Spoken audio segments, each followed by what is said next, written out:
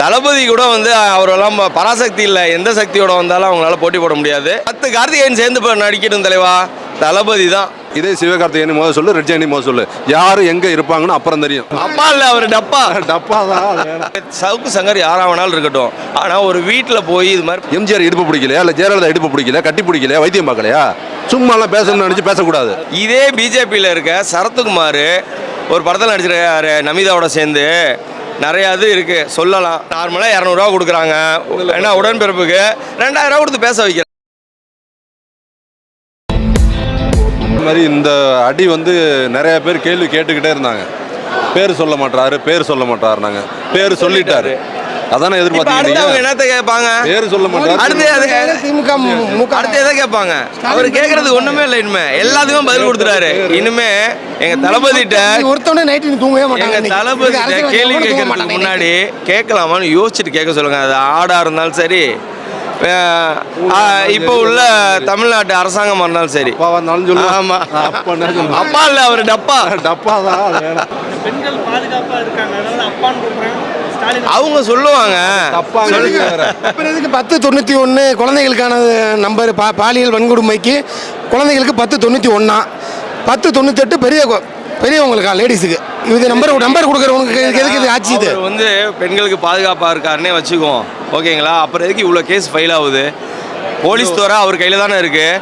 ஒவ்வொரு நாளும் நீங்கள் வந்து நியூஸ் பேப்பர் பாருங்கள், டிவியை பாருங்கள், எவ்வளோ பாலியல் இது நடக்குது, பெண்களுக்கு எதிரான பிரச்சனை எல்லாம். சின்ன சின்ன குழந்தைங்களெல்லாம் அப்யூஸ் பண்ணுறாங்க, வாத்தியாரை நம்பி ஸ்கூலுக்கு போக முடியலை, இவ்வளோ பிரச்சனை நடக்குது, இவ்வளோ கேஸ் ஆகுது.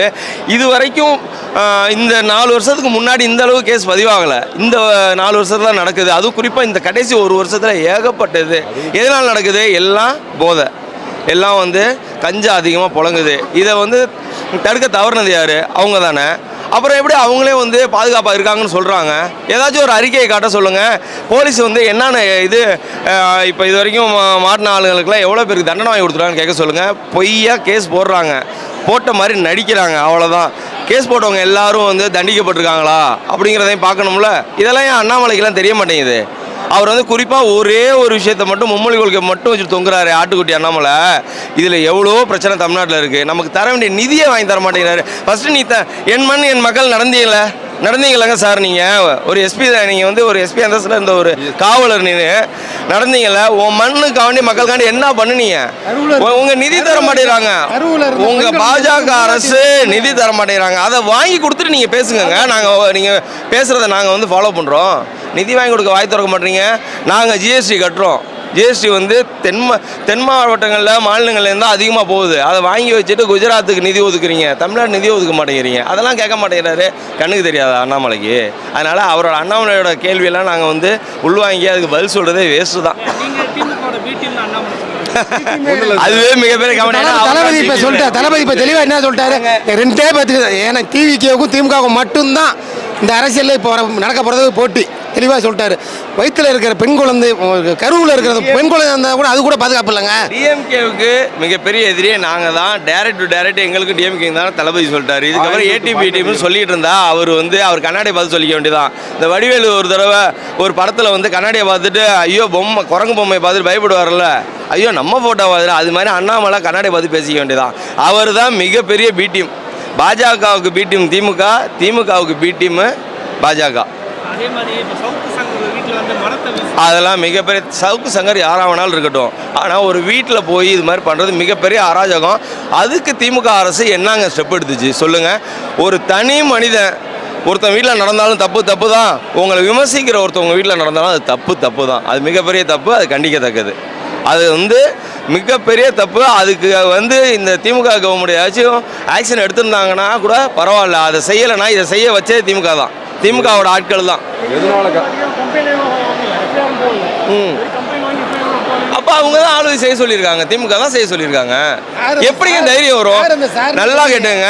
ஒரு கோவத்தில் அடிக்கலாம், போகலாம், வரலாம். இந்த மாதிரி ஒரு செயல் செய்கிறாங்கன்னா எந்த தைரியத்தில் செஞ்சாங்க? அவங்களுக்கு யார் பேக் போனு? திமுக அரசு தான். திமுக அரசு கையில் இருக்கிற போலீஸ் தான் பேக் போனு. இல்லைனா இவ்வளோ தைரியமாக ஒரு வக்கீல் வீடு வரைக்கும் அழைச்சிட்டு போய் பண்ணுறாங்கன்னா மிகப்பெரிய இதில் வந்து திமுகவுக்கு சப்போர்ட் இருக்குது. திமுக சப்போர்ட்லாம் பண்ண முடியாது. அதுதான் சட்டம் ஒழுங்கு சரியில்லை, அதுக்கு தான் நாங்கள் வரோம். அதை தான் இப்போ நாங்கள் சுட்டி காட்டுறோம், டைரெக்டாக அதை தான் சுட்டி காட்டுறோம்.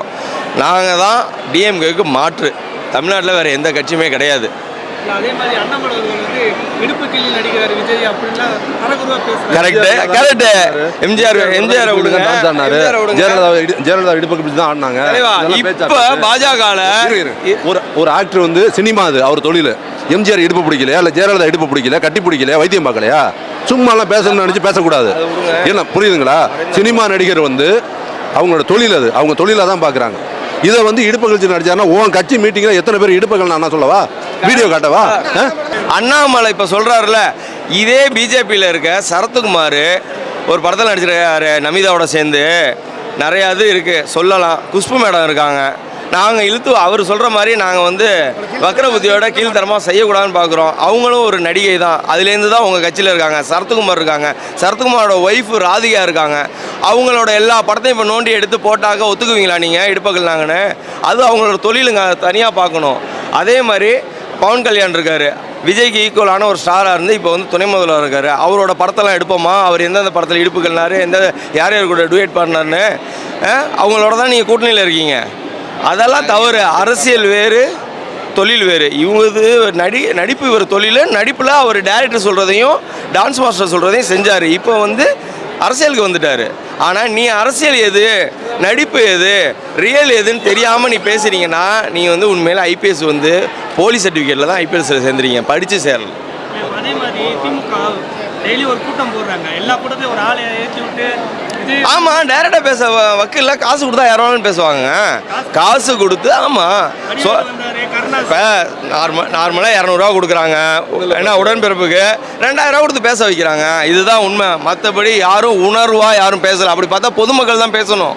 எங்கள் தளபதி பற்றியோ எங்கள் கட்சியை பற்றியோ பேசுகிறது பூரா திமுககாரங்க காசு வாங்கிட்டு பேசுகிறாங்க, வேறு ஒன்றுமே இல்லை. ஐயா, அது ஒரு யார் லொடுக்கு பாண்டியா? அந்த லொடுக்கு பாண்டியக்கு இதே வேலை கூவத்தூரில் போய் ஒண்டிக்கிட்டு இருந்துச்சு, இப்போ இங்கே ஒண்டிக்கிட்டு இருக்கு. நாளைக்கு தளபதி சிஎம் ஆனாலும் தளபதியில் வந்து ஒட்ட போகுது. லொடுக்கு பாண்டியை பற்றி இங்கே பேசாதீங்க. ஐயோ, சரத்குமார் தான் க்ளோஸ் தான். அவரும் ஏன் இப்படி பேசுகிறாருன்னு தெரில. அவருக்கெல்லாம் வந்து ஒரு கட்சியை கலைச்சிட்டு வந்துட்டாரு. அவர் கட்சியை அவருக்கு நடத்த தெரில. எங்கள் கட்சியை பற்றி பேசுறது அவருக்கு என்ன இருக்குது? சமத்துவ மக்கள் கட்சின்னு ஒன்று வச்சிருந்தாருல, அதை திறன்பட நடத்த முடிஞ்சு அவரால்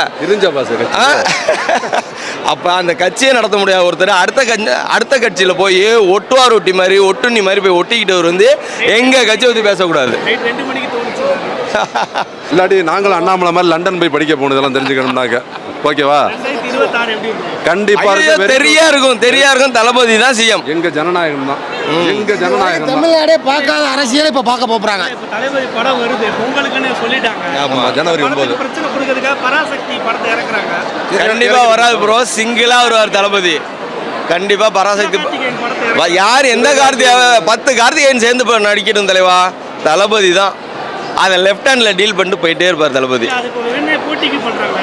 அப்படி கிடையாது, அப்படி தெரில. அப்படி பண்ணாங்கன்னா சின்ன பிள்ளை தானமா அவங்க வந்து பண்ணுறாங்கன்னு தான் அர்த்தம்.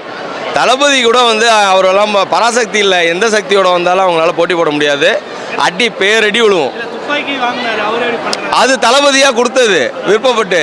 அதை எடுத்துக்கிட்டு எங்கள்கிட்ட மோதனம் வந்தாருன்னா அப்புறம் சிவகார்த்திகேயனோட ஃபீல்ட் அவுட்டு தான். அப்புறம் அவர் ரெட் ஃபஸ்ட்டு மூடிட்டு போக சொல்லுங்கள். சொன்னார்ல உதயநிதி ஒரு இடத்துல, நான் வந்து சினிமா நியூஸ்லாம் பார்க்கறது இல்லைன்னு. அப்போ சினிமா துறையில் இருக்காமல் அவரை போக சொல்லுங்கள். ஒரே ஒரு நேரடியாக பராசக்தின்னு சொல்கிறீங்கல்ல, இப்போ தளபதி ஜனநாயகனோட மோதல் தில்லு இருந்தால் இதே சிவகார்த்திகேயன் மோத சொல்லு, ரெட் ஜெயந்தி மோத சொல்லு. யார் எங்கே இருப்பாங்கன்னு அப்புறம் தெரியும். புரியுதுங்களா? அவர் தளபதி படத்துக்கு வந்து பிரச்சனை கொடுத்ததுனால தான் இப்போ தளபதியே உள்ளே இறங்கினார். அவருக்கு தேட்டர் கொடுக்காம லியோ படத்தை என்கிட்ட தான் கொடுக்கணும்னு அவங்க ப்ரெஷர் பண்ணி, அதுக்கு முன்னாடி இந்த வாரிசு படத்துக்கும் என்கிட்ட கொடு இல்லைனா தேட்டர் தர மாட்டேன்னு 1000 ப்ரெஷர் கொடுத்து அவரை போட்டு நோண்டினதுனால தான் இப்போ வந்து டைரெக்டாக எதுக்குறாரு. அந்த மாதிரி டைரெக்டாக பேசி எதுக்குறது உங்களுக்கு துணிவு இருந்தால் பேசி எதுங்க, இல்லைனா ஒதுங்கிக்கங்க, அதுதான் உங்களுக்கு நல்லது. இப்போ டிஎம்கேல வந்து ஸ்டாலின் வந்து ஜல்லிக்கட்டுக்கு போயிருந்தாங்க. ஸ்டாலினோட பேரன் வரைக்கும் ஸ்டேஜில் உட்கார வச்சார். இங்கே அவங்க அம்மா அப்பா எங்கே உட்கார வச்சாங்க உங்களுக்கு தெரியும். உங்களுக்கு தரையில் உட்காந்தாங்க, நார்மல் சேரு. புரியுங்களா? இதுக்கே விளக்கம் தெரிஞ்சு போயிருக்கோம். இதை தாண்டி நாங்கள் சொல்லணும்னு அவசியம் இல்லை. அவங்க குடும்ப அரசியல், மன்னர். இங்கே அப்படி கிடையாது. அப்பா அம்மாவாக இருந்தாலும் கட்சிக்கு அப்பாற்பட்டு தான் வேணால் கீழே உட்காரலாம், சீஃப் கெஸ்ட்டாக, அவ்வளோதான். அதுலேயே தெரிஞ்சிருக்கணும். இதை பற்றி நாங்கள் சொல்லணும்னு அவசியம் இல்லை பாஸ். இதுலேயே எங்கள் ஜனநாயகம் என்னங்கிறத தெரிஞ்சிருச்சு.